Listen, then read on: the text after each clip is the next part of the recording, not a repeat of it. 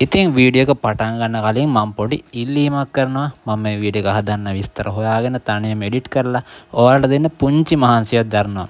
ඉතින් මම මේ ඔක්කොම හදන්නේ ෆෝන් එකෙන්. ඔයාලට පුළුවන් නම් විතරක් channel එක subscribe කරලා අනිත් අයට බලන්න share කරන්න. ඒක මට ඔයාලා කරන ලොකු හයියක්. ශ්‍රී ලංකාවේ මෙයාට මොදා කියලා කියනවා. ඉන්දියාවේ ඩන්ගාර කියලා කියනවා.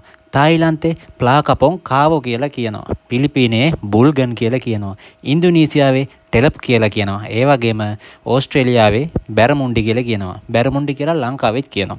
ඔන්න ඔය විදියට රටවල් ගණනාවක විවිධ නම් වලින් හඳුන්වන මේ මාළුවා සිත් ගන්නාසුළු ජීවන රටාවකට හිමිකම් කියනවා.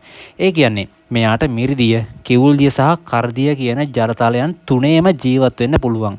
ඒ නිසා මේ මාළුවා ශක්තිමත් මාළුවෙක් විදියට විද්වතුන් කියනවා. මෙයාලට තියෙන අමුතුම ජීවන රටාවක්.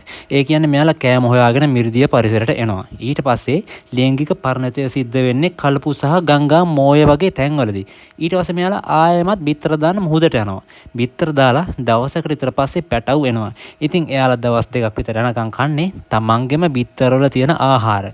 ඊට පස්සේ දවස් දෙකක් විතර යනකොට ශාක ප්‍රවාංග ආහාරයට ගන්න පටන් ගන්නවා.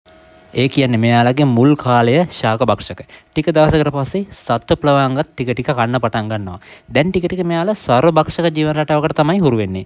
ඉතින් අන්තිමට මාළුවා ටික ටික ලොකු වෙනකොට සම්පූර්ණ මාංශ භක්ෂක වෙනවා. ඉතින් බලන්න ඔන්න ඕක තමයි මේ මෙයාලගේ ජීවන රටාවේ කාටවත් නැති අමුතුම වෙනසක් තියෙනවා. ඔන්න ඔක තමයි මෝද කියන මාළුවගේ ජීවන රටාවේ තියෙන වෙනස.